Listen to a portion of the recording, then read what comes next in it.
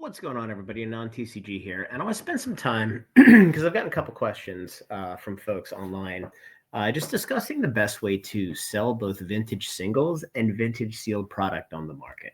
So, we're obviously 2 years or so away from the COVID bubble, and where vintage product went crazy, vintage singles went crazy, and everything's really coming back down to earth.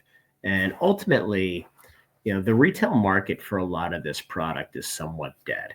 There's a handful of small people looking to acquire this stuff for a collection at a discounted rate, but ultimately nobody's going to Card Kingdom, for example, and saying, "Oh yeah, I want to buy a Beta Nearmint Black Lotus for $36,000." That just doesn't exist, and I have it pulled up here. But I recently sold an Alpha Beta and Unlimited starter deck, something that I've had for a long time, you know, and went through the process. And then I also had a Beta Power set I sold. So, I kind of went through a little bit of discovery as to what does market look like? What does the TCG world look like in this space? And I want to share some of those thoughts. And everything Rudy from Alpha Investment says is factually correct, that the vintage market is effectively dead. There's really no retail buyers, and I think I think part of that's twofold. And there's a bull and a bear case. The bear case is effectively, the people who grew up and are nostalgic about the products, 93, 94, that generation's starting to age out and either selling their product or quite honestly dying off. Not dissimilar to the model train collectability boom in the 50s, 60s, 70s. The next generation inherited those trains, and they're not worth the metal they're built with, because there was no second generation who grew up and had that level of nostalgia. The bull case is effectively, Trump just was elected president. Crypto's at an all-time high. There's all this new found wealth in the TCG bro world. So ultimately people get sick of vintage or sick of modern, and then they start working backwards. The second, and what I think would be a much more significant driver, is if with the new proposed 4 tiers of Commander, if one of them goes back to vintage where everything's legal, there's going to be some new demand for some of these cards. But again, people who play TCGs generally don't have $36,000 to spend on a single card. So I decided that I was going to part with them because, quite honestly, I had a sizable opportunity with the new Pokemon set to acquire about 800 boxes at I can't even talk, distributor price. So let me walk through this and kind of talk about what I found. So I reached out to Rudy from Alpha Investments, and let's just present this way. I'll share the screen just so I can navigate.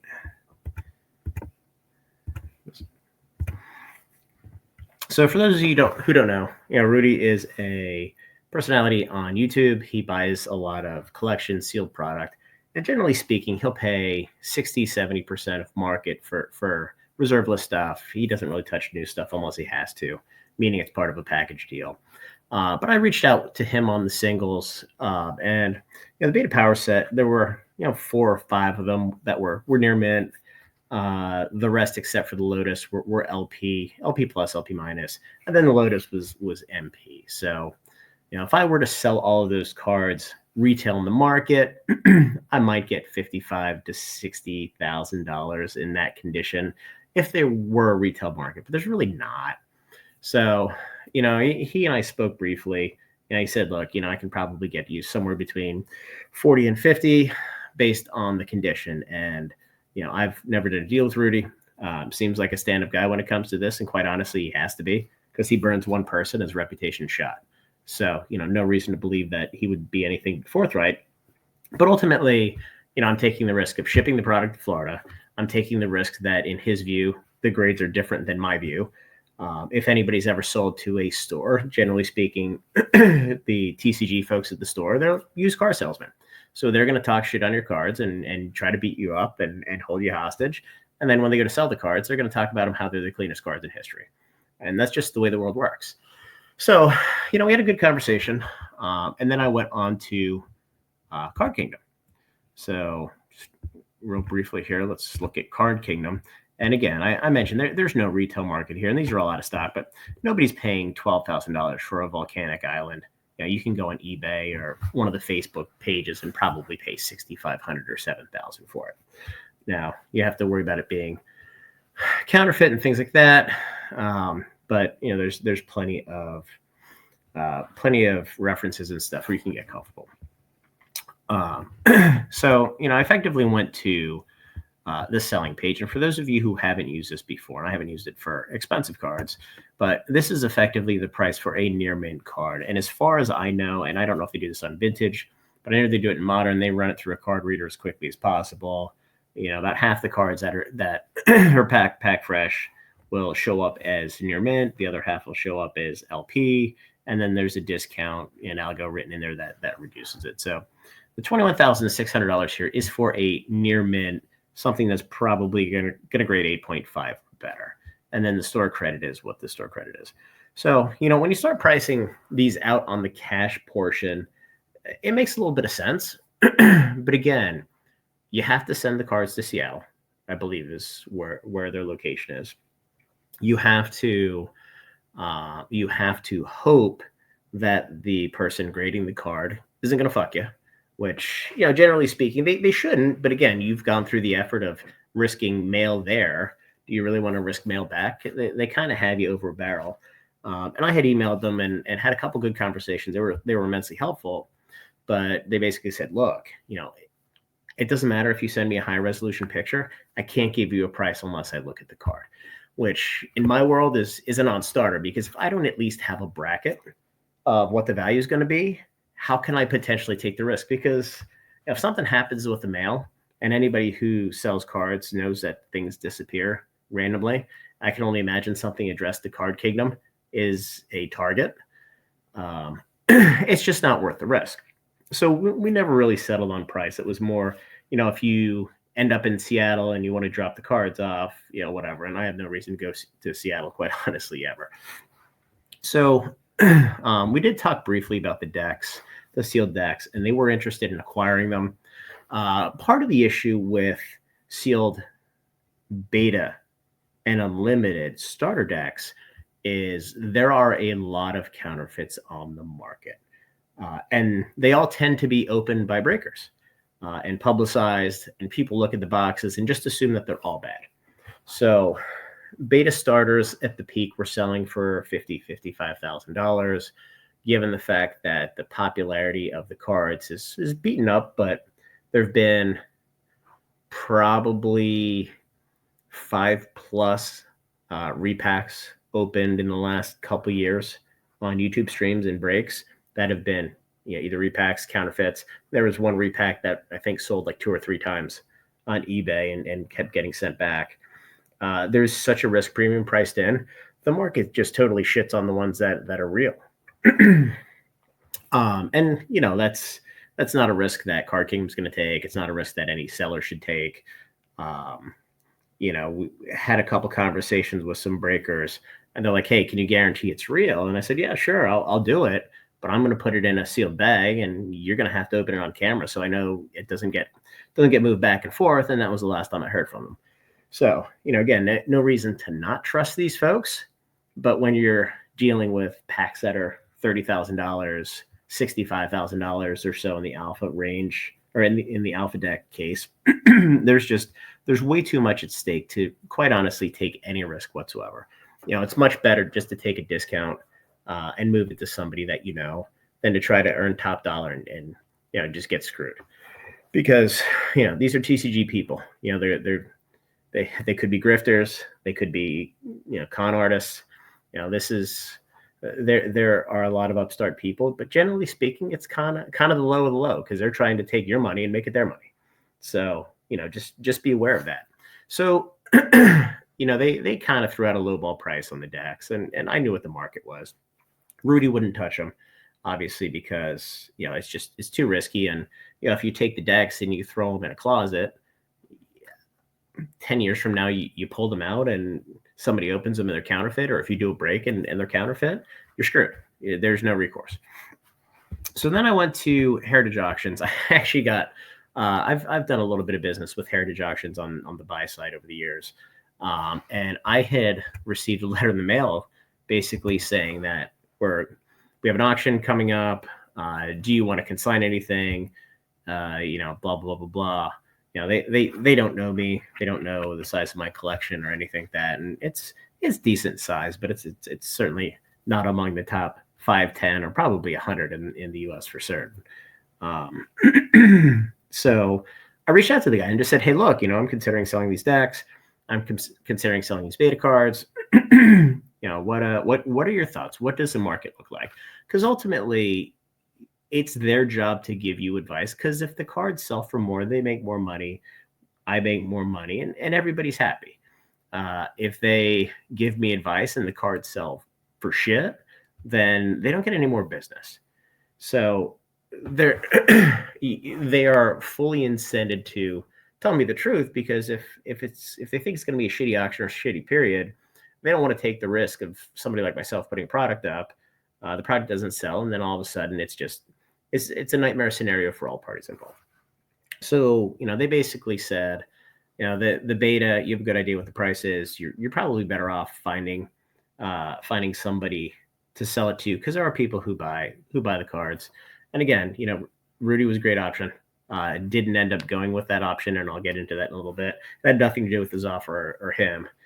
I had another store who reached out, offered $50,000 for the set in total. Really good offer.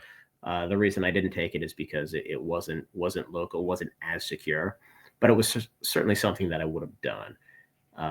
Now that was a group that was in the Midwest, so if I wanted to travel, it would have been a little bit of a trip, but it's not like you're flying to California or Pacific Northwest. So back to Heritage. The gentleman and I had a really good conversation about just the state of the industry with sealed product, alpha, beta, unlimited. We didn't even have to get into search packs and stuff like that, because you're only dealing with starter decks and boxes. And he said the same thing. He's like, look, you understand the market. There's so many, even if there aren't that many repacks or fake starter decks out there have been enough opened where the perception of people in the industry is this deck is more likely to be fake than not. And quite honestly, that just kind of screws everybody who has a deck with Providence, and I had Providence back to 2014 on mine. Not perfect, but quite honestly good enough. So where I was pleasantly surprised is they made an offer to buy the decks outright. Now, they had offered $70,000 for an alpha, a beta, and an unlimited starter deck, which quite honestly, somebody who's trying to resell or whatever, I thought that was a pretty good offer. Not something that I would take unless I was really up against it. But it wasn't a, steal your firstborn, kick you in the balls, and take your girlfriend kind of deal. It was it was on the low end, but it wasn't completely insulting. So, kudos to Heritage Auction. But I think the most important thing here is Heritage Auctions is now buying cards, and they're willing to take the risk to move it at the right time in the auction. So that was an option that I didn't know existed. So what I did next is I posted the sealed product, the cards on multiple Facebook boards and things like that. And, waited a couple weeks and had a couple hits, people who wanted to buy one-off, cards one at a time and this and that. And generally speaking, a lot of people who want to buy, one Mox, for example, they'll go to, one of the Magic Cons, one of the card conventions. They'll just shop around. Because again, there isn't a whole lot of retail market. So these stores who buy the cards at 50 cents on the dollar, the used car salesman ones, they'll sell the cards at 85 cents on the dollar and make you feel like you should thank them for selling you the cards. But generally speaking, it's a little bit of a better deal than buying them on eBay, buying them private on Facebook now.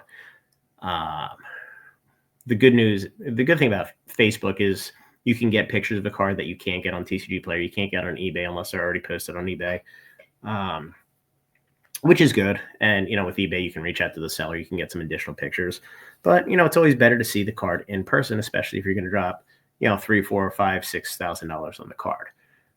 So I had a person reach out who was reasonably local, was willing to meet at a bank, was reasonably comfortable with a range for the cards, and then it expanded into a larger deal for everything. Met the guy at a bank that both of us used, worked through the transaction, spent a couple hours, and ended up doing the deal where the cash went directly into my account. He walked away with the cards. There was no risk to him. There was no risk to me. We were all happy, and we walked away. And I think the moral of the story is the best situation that anybody's going to get into now, unless they are willing to list cards out there for 6, 9, 12 months and hope the slow bleed turns around, is if you can find one of the private folks, and again, you're going to have 3 or 4 people reach out and offer you 40 cents of the dollar right away. It's annoying. It's kind of insulting, but just expect it to happen. And look, there's some of the known folks in the space. They're just taking a shot. But in my view, it's better to find one of the handful of people who are looking to acquire the cards and sit on the cards. And, while it may seem like it's a 20 or 25% discount to what the retail market is, I'm here to tell you there's no retail market. It doesn't exist. So the retail market is what all of these folks are willing to pay for it, plus maybe 10% if you get lucky and you find one of the private guys. So, like I said, there was a couple stores that reached out that had made very solid offers. If anybody's curious, feel free to message me or email me the email below. It's sales@anontcg.com. And, happy to share the information, make contact, I'll hook you guys up, hook the store up. I don't want anything for it, just trying to help the community here. But, don't get frustrated. I mean, if you're at the point where you need to sell a card, need to sell the card now, you're going to get your face ripped off. In that scenario, I would probably reach out to Rudy. It's going to be the cleanest, most trustworthy transaction and the quickest. You're not going to get top dollar, but quite honestly, you got an unfortunate situation and you probably shouldn't have had the cards to begin with at this point, where that's your option. But yeah, just wanted to walk through. And again, I sold all the cards for, over, well into six figures, obviously, not retail price. But I had an opportunity to buy 800 booster boxes of Surging Sparks through a store partner of mine. So, in my view, it was worth taking a little bit of a discount to move the